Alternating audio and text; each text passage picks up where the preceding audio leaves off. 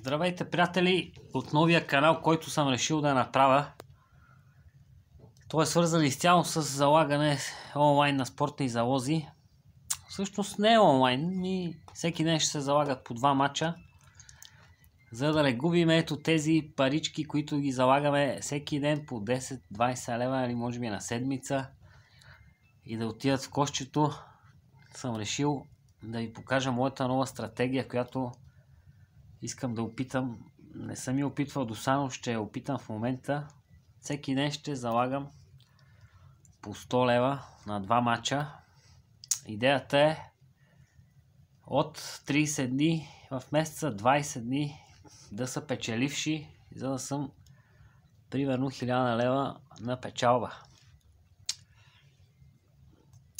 Начинът, по който ще си играят срещите, ще бъде разнообразен, но основното правило е не повече от 3 срещи, 1, 2, максимум до 3 срещи да си играят.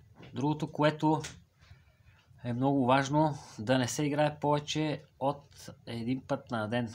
С изключение, може би събота и неделя, където може малко да се разнообрази, при положение, че имаме повече финанси в банковата сметка, да си играят повече срещи. И да видим това нещо като експеримент и като цяло аз го правя лично, за да се контролирам, защото по този начин предполагам, че ще се получи спрямо за мене. И така. Днеска направих вече направих залога от 2 мача, но изпитах доста затруднения с правенето на профил, защото съм малко зле с техниките. Но ето ги.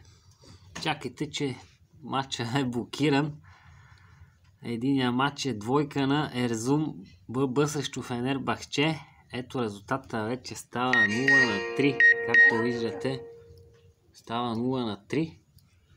Ето го залогът, който е направен. Другия матч е над гол и половина на Елче и Хетафе. Това са двата матча за днеска, които съм решил да играя. Ако ви е интересно как ще се развият нещата за бъдеще, следете канала. Предполагам, че ще бъде интересно и ще ви бъде и полезно, може би, защото предполагам, че ще има успеваемост. И до утре ще се включа отново, за да ви покажа какво се случва.